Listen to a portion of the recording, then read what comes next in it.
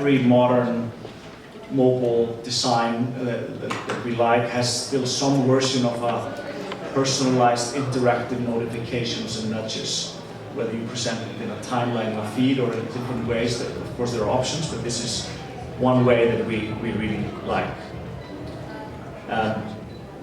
Basically it's a way that the vision here is to facilitate a highly personalized dialogue between the bank and its customers, to keep them very close, keep people coming every day.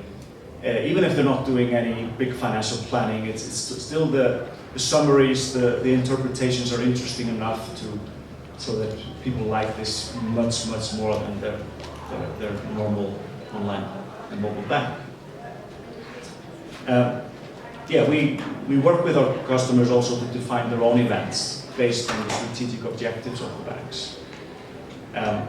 For example, some banks want to promote savings or more into savings products, so it's about using the data to better make those recommendations to the right people. Also, it's critical that engagement is measured. There's a lot of talk about the importance of engagement, but surprisingly few often are actually measuring it. And that's a key thing. And for example, we recommend doing it in a similar way as Facebook does it. You launch things first to maybe a few hundred people, see what happens, see how many people interact with the things you do, and then if that's okay, you expand to maybe 100,000 and then to millions, and then finally you roll it out to everyone. And you might, in some cases, do A/B testing and comparison groups and so on, but it's essential that testing is built into it. All these user events that we have in the feed, we test them. If only 1% clicks them or is interested in them, we don't use them. If we see that a substantial number likes them and uses them, then good. And we also measure what's the appropriate amount of dialogue or events or messages that we push to people. If you do too many, it starts feeling like spam, so you have to guard the quality of this really well. Few things here in the end, and then we can open up for questions if you have some. Just some examples of some leading banks and their strategies that they're taking in light of these changes and disruptive forces. First, BBVA. BBVA is one of the largest banks in Europe and active in Latin America and Spain and many countries. They've been super aggressive in trying to transform themselves almost into a tech company. They've had big statements that they're trying to basically transform them into a company that has, like the big tech companies. And so they want to be much better at actually building great software, great technology. That's been a major priority for a few years. But they've also taken a very aggressive partnership approach. So they're partnering with a lot of fintech companies. They've bought several of them, both to get skill set, to get people into the kind of strong innovators, but also to have new types of services and speed them up. One of the main things they're doing is all their data, they're trying to expose it as an API to the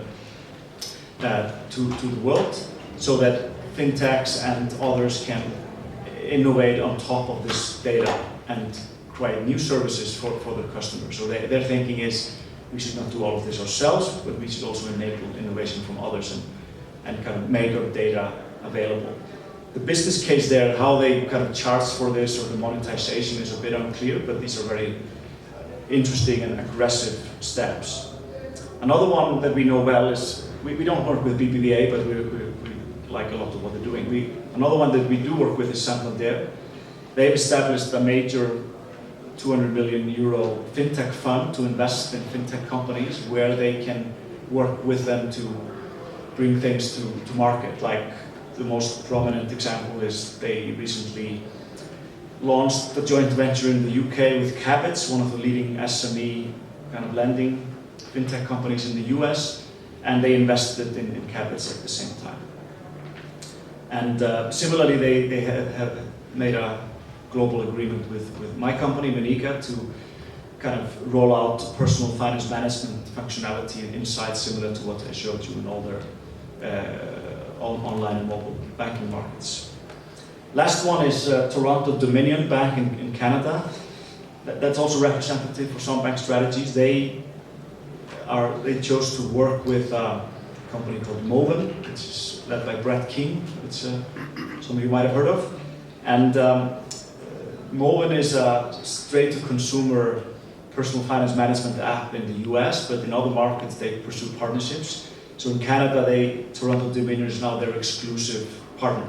So they're launching this app. And it lives alongside their mobile banking app, so it's separate, but so in a way they're competing with themselves. But they're making linkages between, like, for example, you have in Facebook and Facebook Messenger, you sometimes jump between those apps, so they're trying to do that same thing. One of the reasons some of these banks do this is because they just know that we cannot do this fast enough with our own IT, either for political reasons or because of our legacy systems or because of the lack of capability in the IT organization or whatever it is. And then sometimes the solution is to launch new, from the scratch application that even competes with the old bank. But there are other versions, but these are some examples. So final slide here is in summary, when we're talking to these banks, what are we advising them to do? How should they be reacting to the coming world of open data and these disruptive threats? First, generally we think they should embrace open data, go beyond compliance and really step up the game to defend the relationship with the customers, provide a much better user experience than today. Become obsessed about user experience. Second, be bold in the use of data. I gave you some examples, but there's enormous opportunities to banks to intelligently and responsibly use data to create a much more compelling user experience, better advice, better recommendation, because they have the best data of any entity about your financial lives. Of course, they have to do so carefully and earn the right to do it and be transparent in how it's done. And we recommend that they always should operate from the perspective of the consumer owns his or her own data. And you ask for permission for what you do, but if you do that well, then everyone's happy. We've seen that like with the offers